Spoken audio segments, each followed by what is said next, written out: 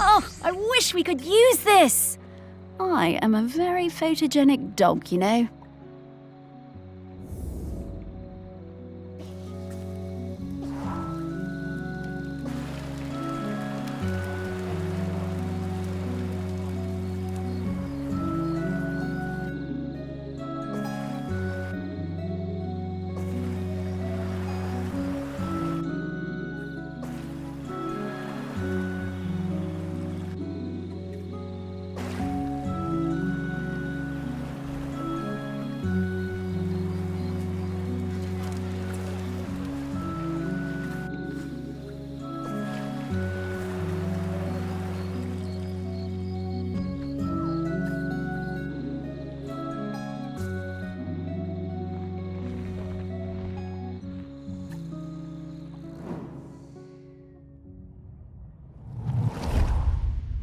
My best thing is throwing discs. I am really good. I like playing with Dan and Toddler. It's our favourite thing when we go camping on Shelmerston. One time, Greg Clifferland came up the beach, all red-faced like an angry tomato. He pointed at a sign. It said, "No throwing games." He was yelling and shouting at us. He told me to give him my disc, but I wouldn't. I threw it high up into the air, and it went bang into a massive bird. Then the bird fell into the sea. I felt so awful. I never meant to hurt the bird. The whole thing was terrible. Mr. Lifferlam was screaming. He waded into the sea, picked up that bird and carried it back to the beach. He was crying and crying. I'm sorry, Mr. Lifferland.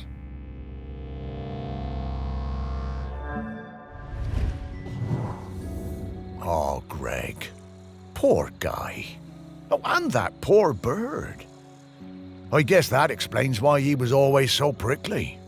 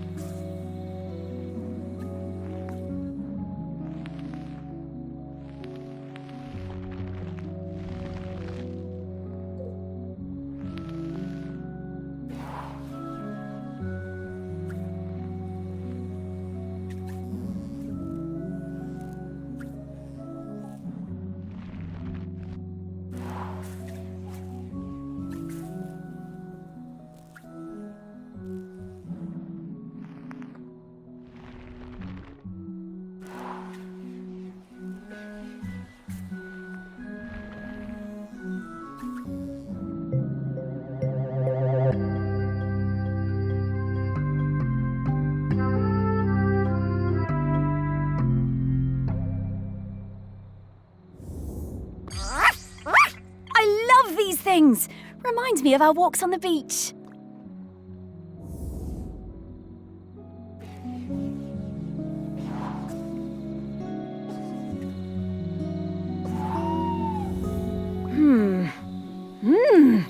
Woof!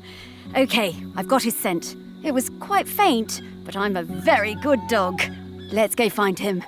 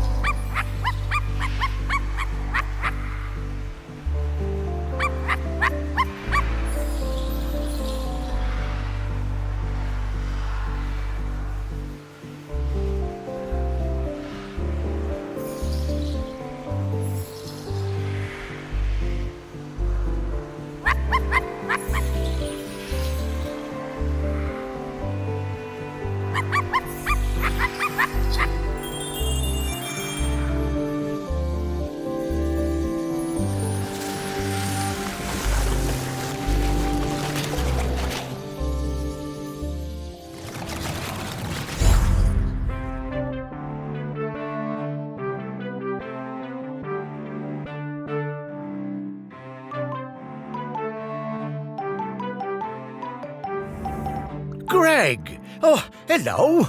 Morris, what are you doing here? Oh, hello there, pup. Hi, Greg. You can talk now. Rather prefer my animals when they don't talk. Yeah, Greg, we need to ask you, would you be interested in being the next island custodian? It's a very important job. Oh, no, absolutely not. This is your mess, and you can sort it out. My mess? Well, how do you mean? You dug her up. I warned you, and I warned you when we were still alive that those archaeological digs were a bad idea. And now we know exactly how bad. Well, now hold on, Greg. That's not how that works. Oh, isn't it, talking dog? 3,000 years, no eruptions. You dig Aggie up, and then suddenly her grip on the island is weakening?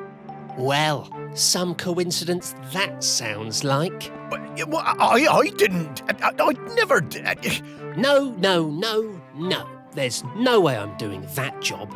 It's too much obligation, it's not my responsibility, and frankly, one lifetime of humans was plenty for me. Now, I'm going to stay right here until I can find David Abrams. Fine. Thanks, Greg. See ya, I suppose. Thanks, Greg.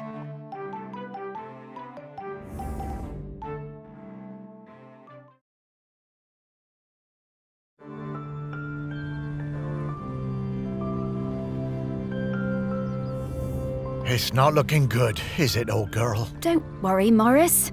I hate it when you worry. It makes me nervous. He's waiting for David Abrams. I guess I'm like him in that way. The most important person in my life wasn't technically a person.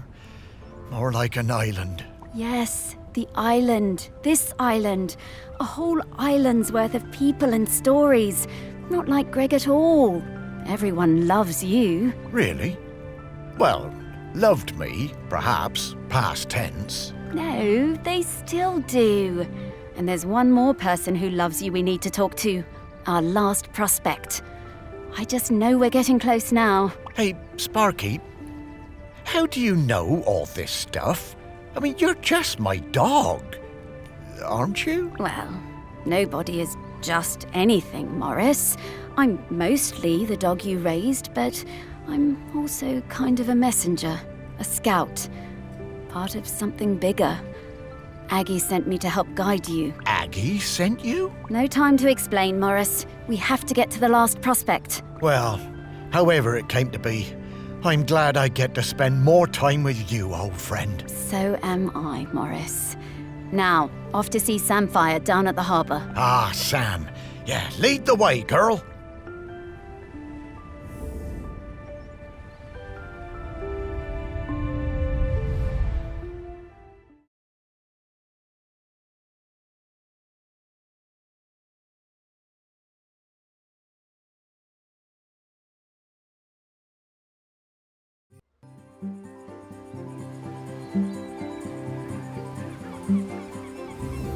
Ah, the harbour.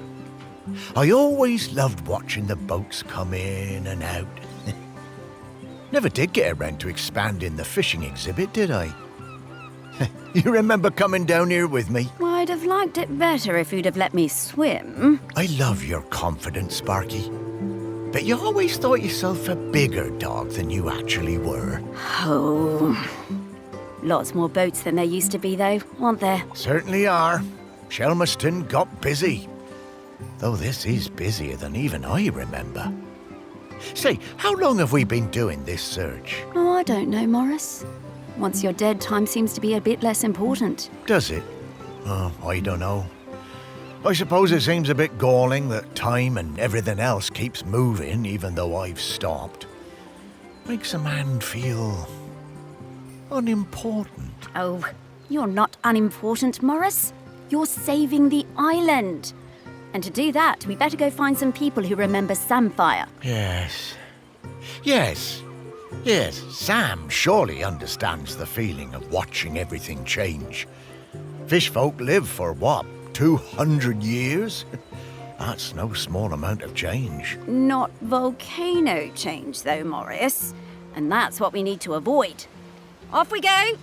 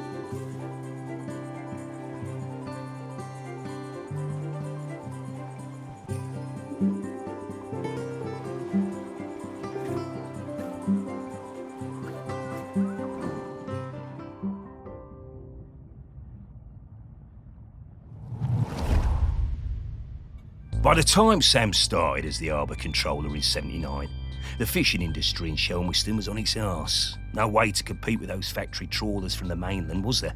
Couldn't moor those things anywhere near the island, even if we had them. Of course we were all smuggling, stands to reason, done it? There was no money. All those old fishing sheds on the quay, the ones the tourists like, were falling down. Old place looked, pardon me, like a tip. There was a lot of trouble at first. Sam trying to stick by the rules and catch us out any way they could, and us trying any which way to give her the runabout. Wasn't easy, mind you. She was smart, that Sam. You never knew when they were going to pop her head out of the water beside your tub. And to be fair to Sam, some of them smuggling boys were bad uns.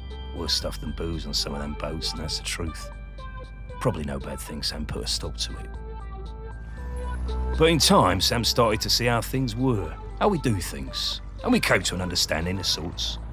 If Sam turned a blind eye to a bit of the decent stuff, the harmless stuff, then we'd report the worst of it. I mean, we all want to keep the seas safe, stands to reason.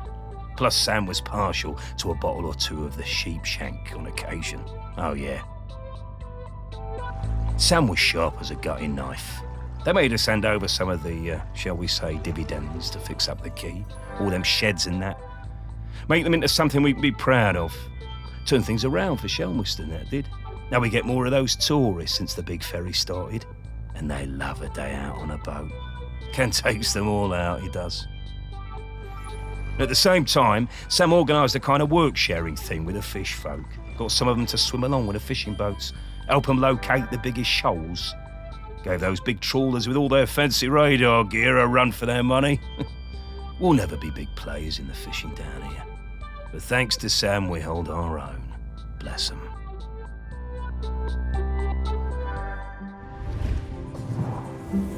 I reckon I still have a bottle or two of sheep shank stashed away at the museum. Don't suppose anyone will ever drink them now.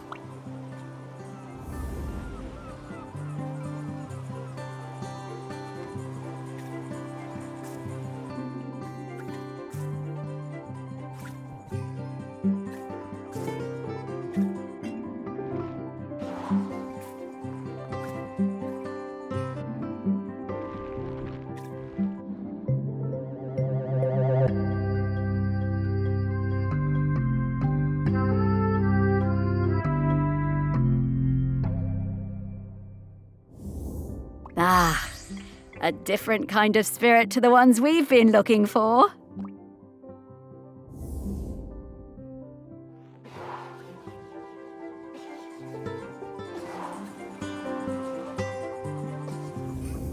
I'm getting the scent of Grenkins again, Morris. I'll pop up to let you know when we're close to one.